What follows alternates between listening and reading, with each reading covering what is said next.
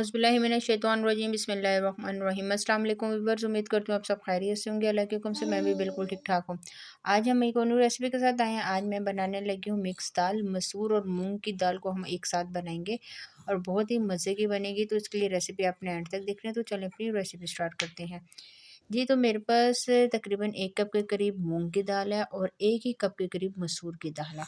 ये दोनों दालें जो हैं वो हम एक साथ मिक्स कर लेंगे और अच्छी तरह से आपने देख लेना है कोई पत्थर वगैरह ना हो, ठीक है ना? आपने दाल को अच्छे तरीके से साफ़ कर लेना है और अब इसको मैं थोड़ी-सी देर के लिए भिगो दूँगी, तकरीबन 5 से 7 मिनट के लिए। पहले आपने 1 से 2 पानी चेंज करके इसको अच्छी तरह से धोना है, जो इसके ऊपर कचरा वगैरह होगा उसको आपने देखें साइड पे कर देना है।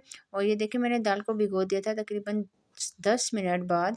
ज़्यादा इस दाल को नहीं भिगोएंगे, ठीक है ना? अब इसका मैंने पानी निकाल लिया है और चलें अब इसको हम बनाना स्टार्ट करते हैं। कुकर में ये रेसिपी हम बना रहे हैं। सबसे पहले हम दाल डाल देंगे और इसके बाद 2 टमाटर डालूँगी मैं। टमाटर अगर आपके पास बड़े साइज़ के तो आप 1 ही डाल दें। अब इसमें कुछ मसाले शामिल करते हैं। नमक डाल रही हूँ अपने टेस्ट के बराबर। हल्दी 1 टीस्पून डालेंगे क्योंकि इस दाल में थोड़ी-सी हल्दी ज़्यादा डलेगी। 1 टीस्पून लाल मिर्च का पाउडर और सालन मसाला डाल रही थी। 1 टीस्पून मैंने धनिया पाउडर डाला है। हाफ़ टी स्पून गरम मसाला अभी डाल रही हूँ और थोड़ा-सा बाद में शामिल करूँगी। तकरीबन 2 ग्लास के करीब मैंने पानी शामिल किया था और पानी शामिल करने के बाद अच्छी तरह से अब आपने इसको मिक्स करना है।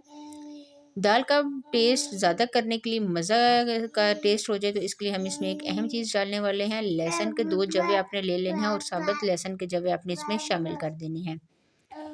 इसके अलावा 2 हरी मिर्चें मेरे पास पड़ी हैं, ये मेरे पास तेज़ थी तो मैंने इस वज़ह से 2 डाली हैं। आप इसमें अगर आपके तेज़ नहीं है तो आप 2 से 3 भी डाल सकते हैं। अच्छी तरह से मैं इसको मिक्स कर रही हूँ और अब प्रेशर लगा के तकरीबन 10 से 15 मिनट के लिए हम इसका वेट करेंगे कि दाल हमारी अच्छे तरीके से गल जाए।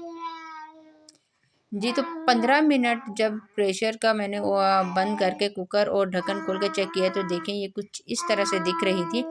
बिल्कुल ये हलीम की तरह दिखाई दे रही है और आप यकीन करें कि इसका टेस्ट भी इतने मज़े का था।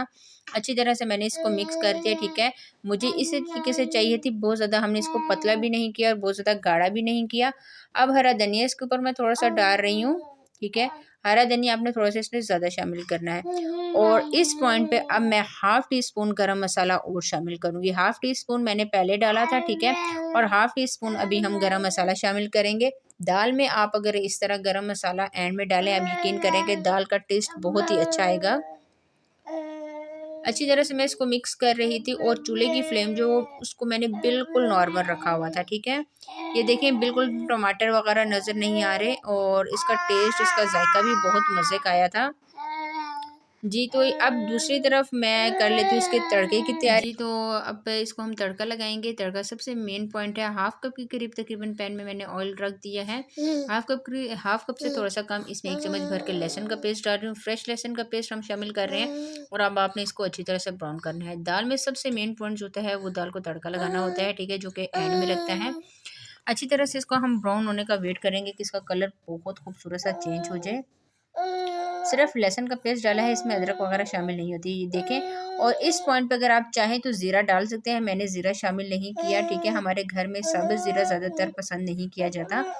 तो ये देखिए बहुत खूबसूरत सा इसका कलर ब्राउन हो गया था। तो अब चलें इसको हम दाल में डाल लेते हैं। बहुत ध्यान से आपने डालना है कि इसकी छींटे वगैरह आपके चेहरे पे नहीं पड़े।